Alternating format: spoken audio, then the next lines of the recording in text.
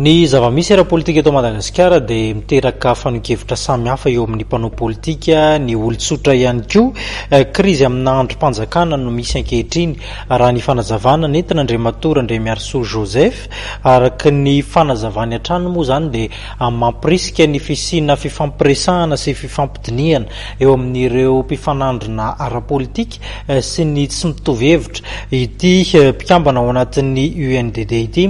Toy izao ny fanokeviny raha tafoana tampanao kasety. Crise politika lalina no misy eto amin'ny firenena hoy ny ministra teo aloha Andriamiarsoa Joseph avy amin'ny UNDD. Mandalo crise ny androm-panjakana amin'izao ankatoko ny fifidianana izao hoy izy. Nambarany Andriamiarsoa Joseph fa vahaolana amin'ny fanaraka amin'ny zava-misy no ilaina. Politika ny vahaolana zany tsy dia mety loatra isika manao zavatra be dia be ity. Rehefa sarotra ohatra ny raharam-pirenena, ny méthode tsara indrindra dia ny la simplicité, ny zavatra sotra. Koa ny olona zavatra manao médiation, rehefa sarotra ohatra ny fandehana raha dia ny sotra indrindra ny vahana. Fa sika tsy manao zavatra miparitaka ohatra zao tonga eto daholo zao institution internationale zao tonga eto daholo zao mandray anjara daholo zao fiovena gauche droite zao tsy zany.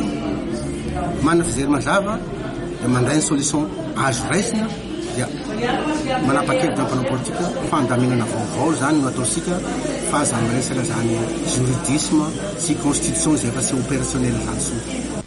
Nambarany fa ilaina ny fametrahana fifanarahana politika. Nosoritan'ity mpanao politika ity ihany koa fa efa hita amin'ny fitantanan'ireo mpitondra teo aloha ary efa fantatra ihany koa fa tsy hitondra vahaolana. Everin'ity mpanao politika ity ihany koa fa ilaina ny tokony hianohana ny mpanao politika tanora izay mety manana hevitra vaovao entina mahana ny krizy.